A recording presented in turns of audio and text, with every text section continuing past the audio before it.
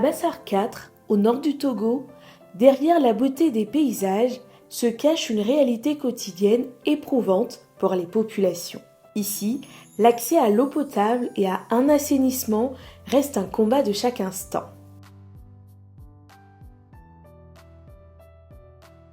Ce projet n'est pas né d'une décision lointaine, mais d'un élan de solidarité interne. Porté par un membre de sa communauté profondément marqué par le manque cruel d'eau potable et les risques sanitaires liés à l'absence d'assainissement. Le cri de détresse de ses habitants a trouvé un écho.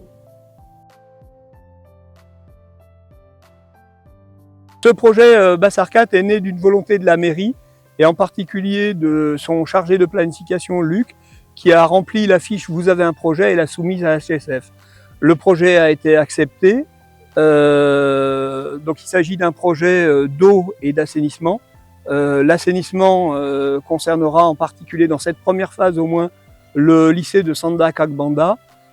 Et quant à l'eau, le projet consiste à faire l'étude de 11 forages dans 6 petits villages pour savoir leur potentialité et pour essayer d'imaginer qu'est-ce que l'on va pouvoir proposer pour rendre l'accès à l'eau sûr pour les 20 prochaines années.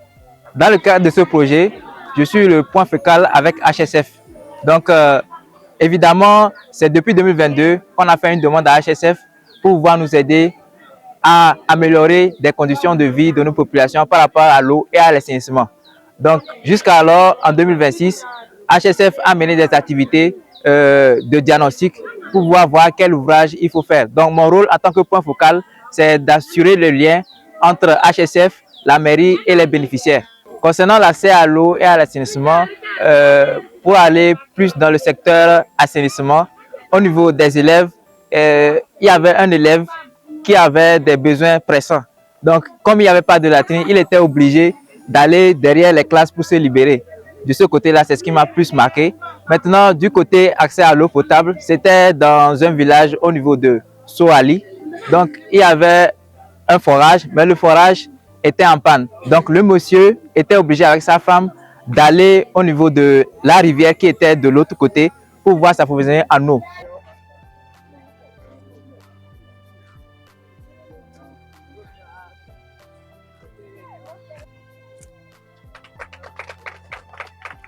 La construction de latrines de type VIP au sein du lycée Sanda Kagbanda constitue le socle d'un environnement sain. Ce projet s'articule autour d'un premier pilier essentiel, l'étude technique. C'est cette expertise de terrain qui permet de cartographier la ressource pour concevoir des infrastructures capables de résister à l'épreuve du temps. Trouver l'eau est une chose, sécuriser son accès de manière pérenne en est une autre.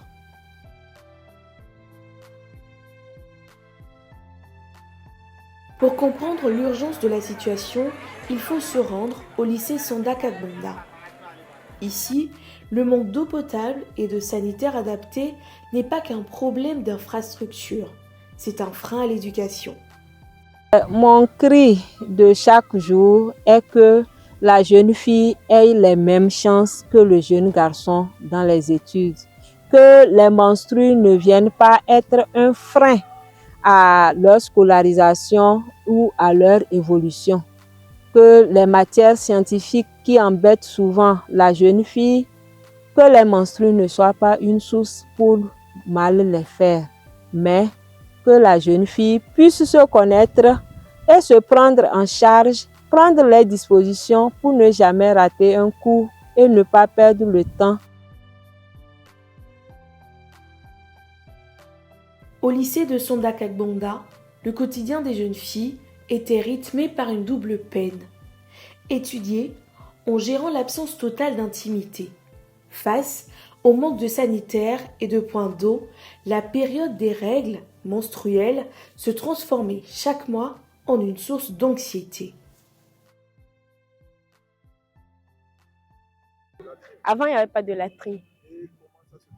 Donc, avant, par rapport, souvent, je suis un peu stressée quand j'ai mes menstruations, surtout que quand ce n'est pas prévu.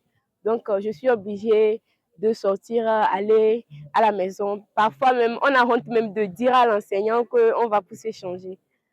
Donc, on sort sans permission. Avant la construction de ces nouveaux blocs, lorsque j'avais envie d'aller aux toilettes, je me dirigeais parfois sous les arbres de teck ou des fois derrière les bâtiments de classe pour faire mes besoins. Des fois même, j'étais obligée d'aller à la maison.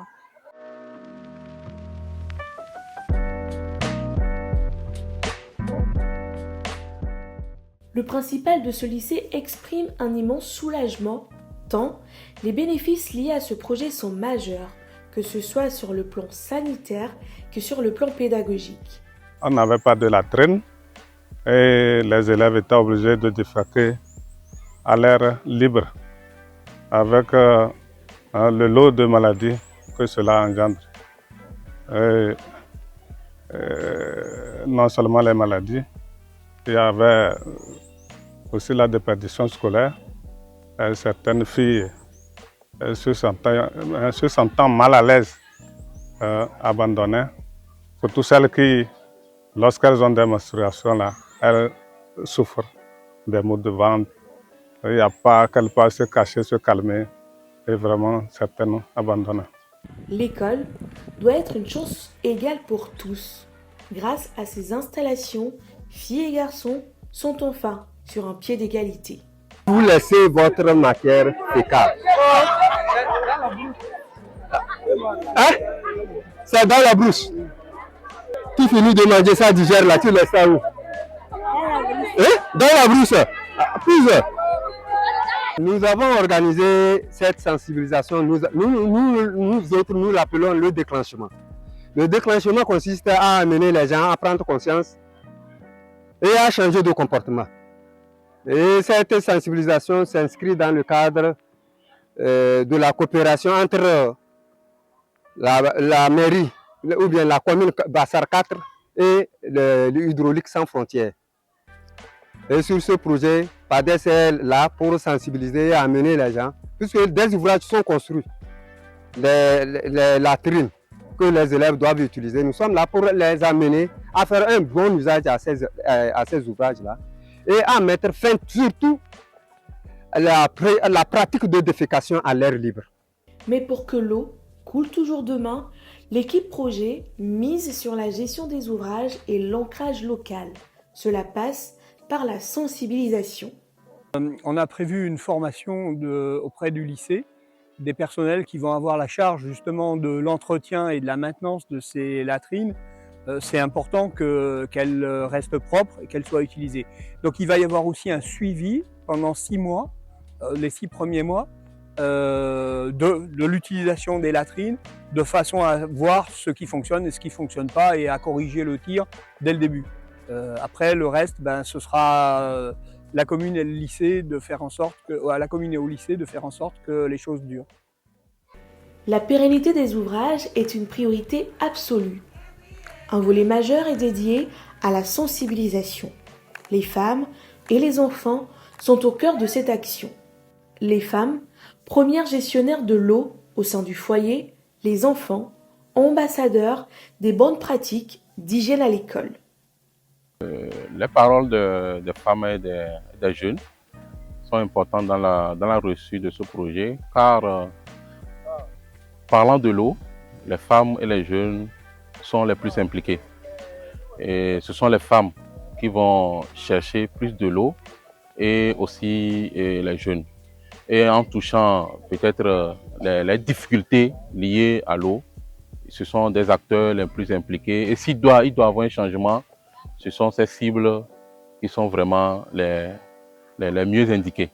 Vraiment, nos difficultés vont du côté de l'eau, surtout en saison sèche. Madame prépare du sucre, notre boisson locale. Donc elle essaie d'aller, quand elle va au forage, elle trouve de l'eau. Quand elle arrive, nous sommes obligés de diviser ça en 2 parties. Et donc du côté de la boisson, parce que la boisson, elle nous aide. Elle fait ça pour au moins pour qu'on puisse subvenir aux besoins de la scolarité des enfants et aussi notre santé. Elle m'aide.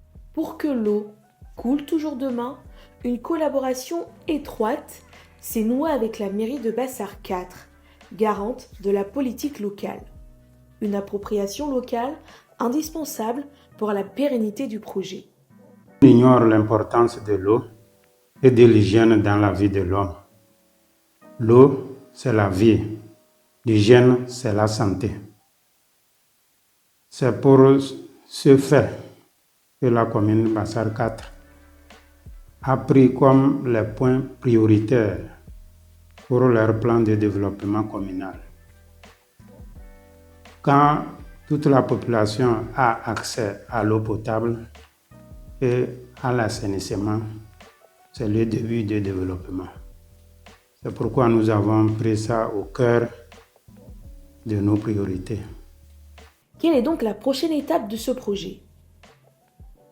Alors la prochaine étape, ça va concerner l'eau, puisque la première étape a été essentiellement l'assainissement, donc en particulier du lycée. La prochaine étape va concerner essentiellement l'eau, mais ça ne veut pas dire qu'on n'utilisera pas aussi une partie du budget pour l'assainissement, notamment de l'assainissement familial, des latrines, le même système mais familial.